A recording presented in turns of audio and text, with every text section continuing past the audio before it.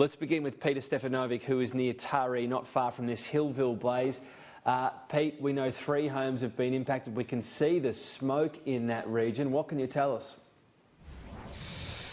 Yeah, good afternoon to you, Tom. We are just south of Taree at the moment, and as you mentioned there, that Hillville fire has been a real problem for firefighters over the past 7 days or so now. It's burnt in excess of about 20,000 hectares, but it's only been in the last hour or so that it has kicked up to emergency level, and 3 structures have been burnt by the fire so far. I just want to show you now, we're on the Pacific Highway, so just outside of Taree. I don't know if you can see, but through that smoke haze, there's about 4 or 5 fire trucks. To the right is a property, and just a short time ago we saw the flames jump from the right of your picture to the middle and then to the left of the Pacific Highway as well, where it's getting quite close to another property. So just in the past few moments we've seen a bit more attention from firefighters. Obviously their numbers and their resources are very, very stretched at the moment, but as this threat increases, more and more resources are being dispatched here. Jeff Burnett, I just want to bring in, a local resident here.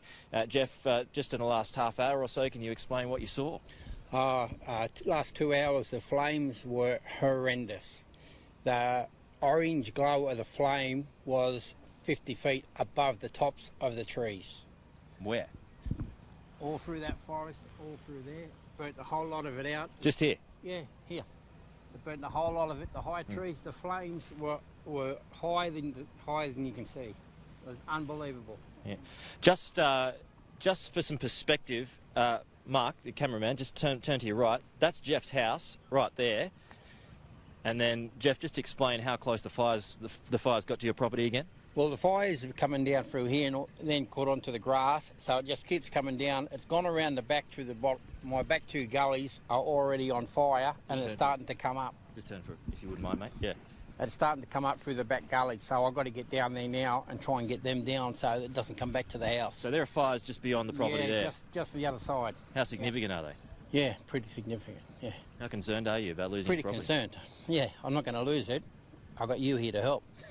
I'm not sure what sort of help I can do, mate. There's fire trucks there that we're going to need, but obviously they're quite stretched. Resources are stretched, right? So they've got to prioritise these other properties. That's exactly right, yeah. What they're doing is just saving houses. They're not saving land. So we've got to try and do it ourselves. What about how close these fires must have come to these other properties that I've just identified? Yeah, on, I think it was Friday night, the fire come down this side of the mountain, right down there, absolutely huge.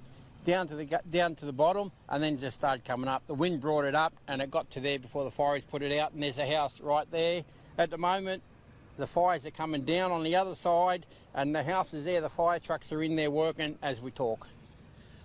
So just elaborate just again, Jeff. I'm interested on how close those flames got to you. Can you describe the sound and the heat? Because I can feel the heat where we are right now. Yeah, it's just like a grinding sound. Yeah, frightening. The one up here, from here to there, you can just hear the sound, the grass burning. It's just so dry. Out the back where I just come from now, all the grass and the leaves, you can't put it out. It's just burning. There's just too much fuel on the ground. And what are we going to do? I've got no idea.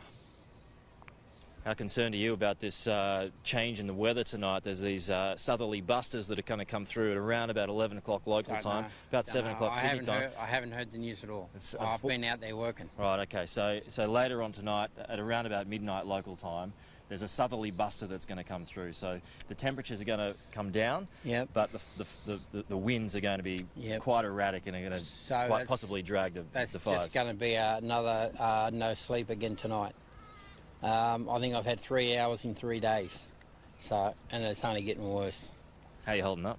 Oh, well, I've got 2 boys in there in the same boat. Their places are under fire too now. So I keep ringing them, make sure they're safe and keep doing what I'm doing.